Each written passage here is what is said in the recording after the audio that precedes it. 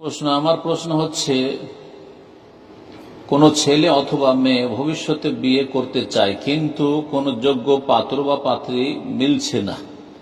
অবশ্যই মিলবে চেষ্টা করলে। আল্লাহ রাব্বুল আলামিন বলেছেন, ওয়াল্লাযীনা জাহাদু ফীনা লানাহদিয়ান্নাহুম সুবুলানা, যারা আমার উদ্দেশ্যে সর্বাত্মক প্রচেষ্টা চালাবে।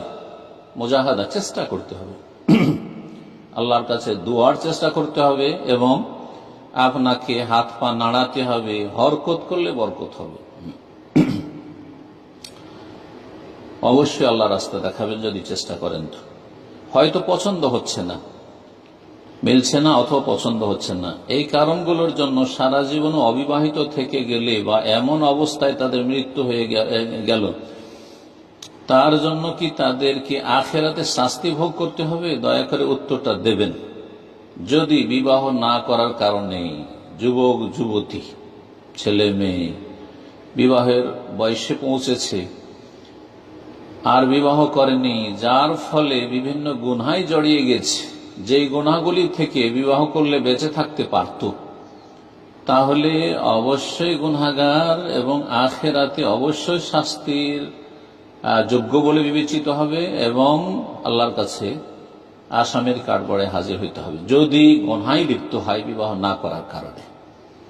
এমনিতে সাধারণ অবস্থায় যদি বিবাহ না করার কারণে কোনো গুনাহে লিপ্ত না হয়, বিবাহ করছে না, কোনো গুনাহ হচ্ছে না, আলহামদুলিল্লাহ, তাহলে বিবাহ সাধারণ অবস্থায় সুন্নাত, সুন্নাতে মুআক্কাদা, আম্বিয়া রসুলগণের সুন্নাত, প্রিয় নবী মুহাম্মদ সাল্লাল্লাহু আলাইহি সাল্লামের সুন্নাত। আল্লাহ রাব্বুল বলছেন যে, হে নবী, তোমার পূর্বে নবী রসুলগণকে পাঠিয়েছি, ওয়াজআলনা লাহুম আজওয়াজান ওয়া যুররিয়া, তাদের স্ত্রীরা ছিল এবং তাদের ছেলে মেয়ে ছিল। সুতরাং বিবাহ করা, স্ত্রী ঘরে নিয়ে আসা এবং ছেলে মেয়ে নেওয়া, এটা হচ্ছে আম্বিয়া রসুলগণের সুন্নাত মিন সুনানিল মুরসালিন। সাধারণ অবস্থায় সুন্নাতে মুআক্কাদা। আপনি সুন্নাতে মুআক্কাদা একটা ফজিলতের কাজ ছেড়ে দিলেন, যদিও গুনাহ না হয়। আর যদি গুনাহ হয় তাহলে বা গুনার আশঙ্কা থাকে বিয়ে না করলে, সাবালক সাবালিকার আর আশঙ্কা অধিকাংশ মানুষেরই রয়েছে, অধিকাংশ যুবক যুবতীর রয়েছে, তাহলে অবশ্যই গুনাহগার হবে।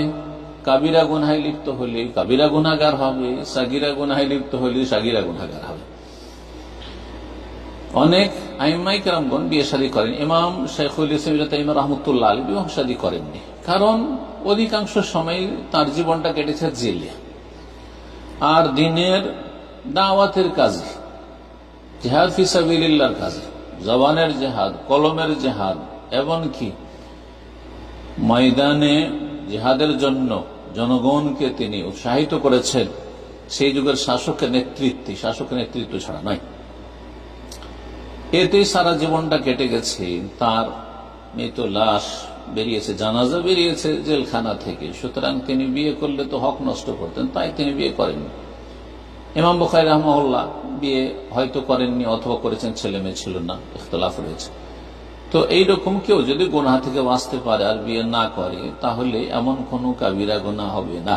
তবে আবার বলছি, তারপরেও বিয়ে করে নেওয়া ভালো কাজ, সওয়াবের কাজ এবং দিনকে কমপ্লিট করার, দিনকে পূর্ণ করার একটি গুরুত্বপূর্ণ পদক্ষেপ। আল্লাহ যেন ভালো মিলিয়ে দেন, ভালো ছেলেকে ভালো পাত্রী মিলিয়ে দেন আর ভালো মেয়েকে ভালো যেন স্বামী মিলিয়ে দেন, জোড়া মিলিয়ে দেন।